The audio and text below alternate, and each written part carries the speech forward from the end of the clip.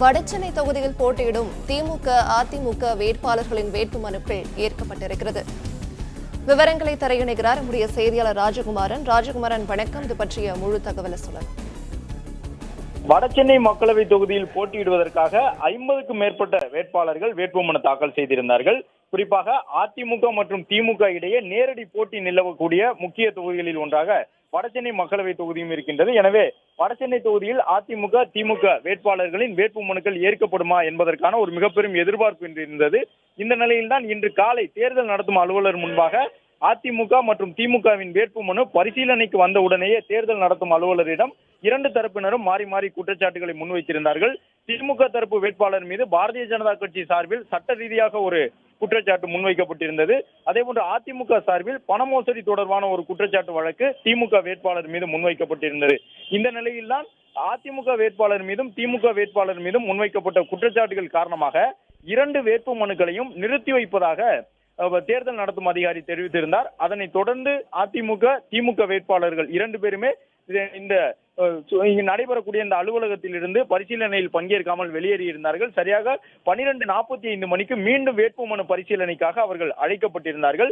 குறிப்பாக திமுக வேட்பாளர் மீது பாஜக முன்வைத்திருந்த சட்ட ரீதியான குற்றச்சாட்டை பொறுத்தவரை வேட்பாளராக போட்டியிடக்கூடியவர்களுக்கு ஒப்புதல் கையெழுத்திடக்கூடிய வழக்கறிஞர் நோட்டரி உரிமம் பெற்றவராக இருக்க வேண்டும். அதன்படி தற்போது சுரேஷ் என்கின்ற ஒரு வழக்கறிஞரின் கையெழுத்தை திமுக வேட்பாளராக இருக்கும் தற்போதைய மக்களவை உறுப்பினர் கலாநிதி வீராசாமி பெற்றிருக்கின்றார்.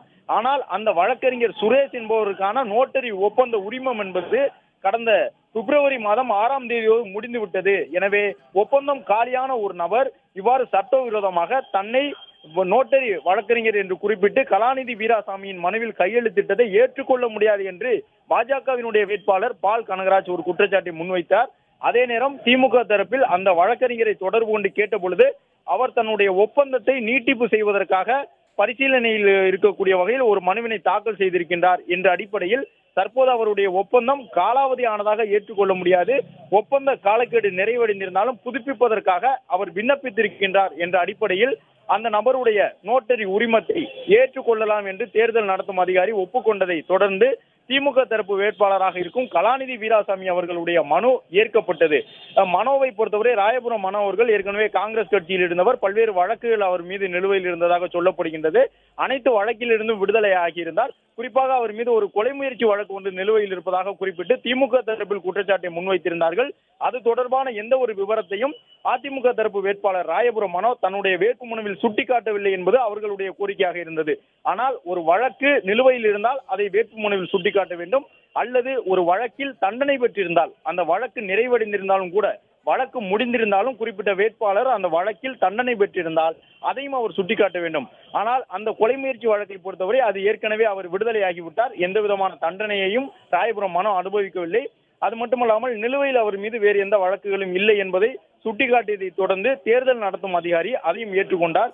இதன் மூலமாக தற்பொழுது வடசென்னை மக்களவை தொகுதியில் கடந்த 2.5 மணி நேரமாக நீட்டித்து வந்த திமுக, அதிமுக வேட்பாளர்களின் வேட்புமனு ஏற்கப்படுமா என்கின்ற ஒரு பெரும் கேள்வி நிறைவுக்கு வந்திருக்கின்றது.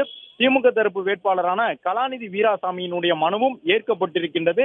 நடப்பு மக்களவை உறுப்பினராக இருக்கக்கூடிய அவர் மீது சட்ட ரீதியாக பாஜக ஒரு முக்கியமான குற்றச்சாட்டை முன்வைத்திருந்தது. ஒருவேளை குறிப்பிட்ட அந்த வழக்கறிஞர் சுரேஷ் என்கின்ற வழக்கறிஞர் தன்னுடைய நோட்டரி உரிமத்தை நீட்டிப்பு செய்வதற்காக விண்ணப்பிக்காமல் இருந்திருந்தால் உறுதியாக கலாநிதி வீராசாமி அவர்களுடைய வேட்புமனு நிராகரிக்கப்பட்டிருக்கும் என்று பாஜக தரப்பிலும் சொல்லியிருந்தார்கள். ஆனாலும் கூட அவர் அந்த உரிமத்தை நீட்டிப்பதற்காக விண்ணப்பம் செய்திருப்பதன் அடிப்படையில் அவருடைய உரிமம் காலாவதியாகவில்லை என்பதை ஏற்றுக்கொண்டு தேர்தல் நடத்தும் அதிகாரியும் முன் பார்வையாளரும் கலாநிதி வீராசாமி அவர்களின் வேட்புமனுவில் கையெழுத்திட்டு இருக்கக்கூடிய வழக்கறிஞரின் கையெழுத்தை நோட்டரி உரிமம் பெற்ற வழக்கறிஞரின் கையெழுத்தாக அங்கீகரித்து தற்பொழுது அந்த வேட்பு மனுவை ஏற்றுக்கொண்டிருக்கின்றார்கள். இதனைத் தொடர்ந்து அதிமுகவின் வேட்பாளர் ராயபுரம் மனோ, திமுகவினுடைய வேட்பாளர் கலாநிதி வீராசாமி ஆகியோர் இங்கிருந்து புறப்பட்டு சென்றிருக்கின்றார்கள். மேலும் இதற்கு முன்பாக நாம் தமிழர் உள்ளிட்ட கட்சிகளுடைய வேட்பு மனுவும் ஏற்கப்பட்டிருக்கின்றது. 50க்கும் மேற்பட்டோர் வடசென்னை மக்களவை தொகுதியில் போட்டியிடுவதற்காக விருப்பம் தெரிவித்திருக்கக்கூடிய நிலையில் அவற்றில் பெரும்பாலானவர்களின் வேட்பு மனுக்கள் ஏற்கப்பட்டிருக்கின்றன. அதே நேரம் சுயேட்சைகளுடைய வேட்பு மனுக்கள் நிராகரிக்கப்பட்டிருக்கின்றன. அது தொடர்பாக யாருடைய வேட்பு மனுவெல்லாம் நிராகரிக்கப்பட்டதோ அதற்கான காரணங்களுடன் வேட்பு மனுவில் குறிப்பிட்டு தேர்தல் நடத்தும் அதிகாரி தன்னுடைய ஒப்புதல் சான்றை வழங்கியிருக்கின்றார். அது குறித்த விவரமும் இன்னும் சற்று நேரத்தில் வெளியாகும்.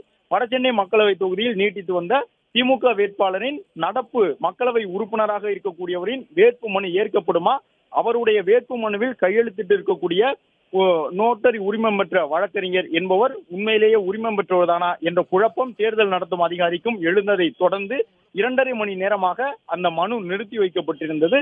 தற்போது ஒப்புதல் வழங்கப்பட்டு 2 வேட்பு மனுக்களும் ஏற்கப்பட்டிருக்கின்றன. வடசென்னை மக்களவை தொகுதியில் திமுக மற்றும் அதிமுக இடையே நேரடி போட்டி நிலவுகின்றது.